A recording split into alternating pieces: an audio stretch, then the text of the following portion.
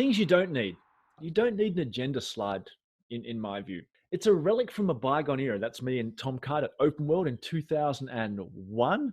Back in those days, for those that don't remember, you got this giant book that you sort of unfolded and it had, where the talks were, because you didn't have a phone. You got a booklet as to where things were, and you could easily mistakenly walk into the wrong room and you see who's the speaker. So the speaker was obliged to tell the audience what they were actually going to talk about. If you're going to have a slide, have it before your session. Have it up on the screen saying, this is the content, this is what we're talking about. Don't waste time in your session, because if you're talking about the agenda and someone's already read it online or in the app or even in a handout, then the first thing you're doing in your talk is losing their attention, because you're telling something they already have read, they already know.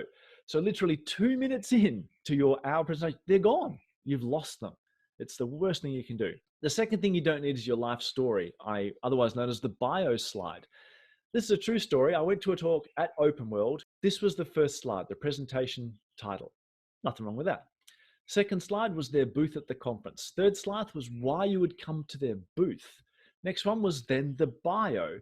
And pretty much it wasn't about how to get in touch with them. It was about why they're awesome. This is all the stuff I've done. This is all my awards. This is all my presentations. These are the books I've written.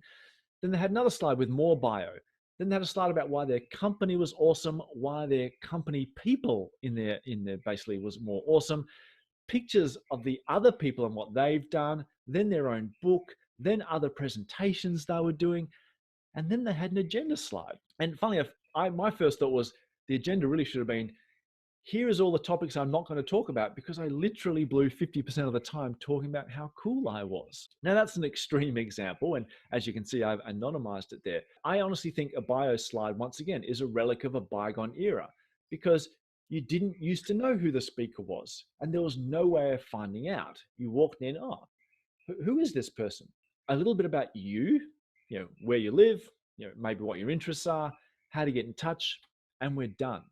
Because everything else is already available to the audience. LinkedIn, Twitter, YouTube, Facebook, Instagram, Google search, etc. It's not like you have to tell people about yourself nowadays. If people Googles me, the last thing they probably want to do is come to my talk. They probably want to run away down the street. There's no such thing as a shortage of biographical information about any speaker nowadays. It's the opposite. So you don't need to include it.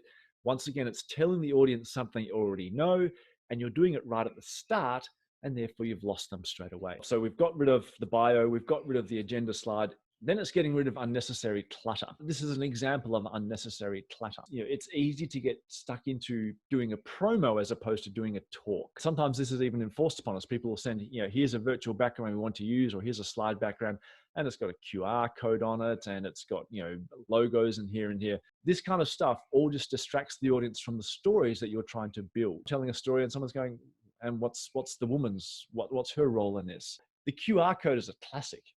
You are literally trying to get your audience to stop listening to you. Literally you're saying, forget about me, get your phone and scan the QR code. It's almost you as a speaker saying, I am not worth listening to. You might want to call me out here, because you're saying, even though my slides are relatively minimalist, I've got all this stuff on my screen, which is unnecessary clutter, surely. And I'll certainly take your point. I keep it as minimal as I can. On the left, I keep those elements not in terms of unnecessary clutter. I keep the slide count because I'm known in the community as having a stupid amount of slides. So I like keeping the slide number there, not as a reference for myself, because I know how many slides are in there. I keep it as a reference so I can refer to it as a running joke. It's going to be a hook to keep the audience engaged. When I often give talks, I see people tweeting out that picture saying, he's up to slide 120 already, etc. So it's a hook to keep the audience engaged. The only thing I will sacrifice as unnecessary clutter is I generally put my Twitter handle on there. And that's silly, because as a developer advocate or database advocate, one of my jobs is to try and engage more people over Twitter. And so that's my one concession, that yes, that is probably something that's unnecessary.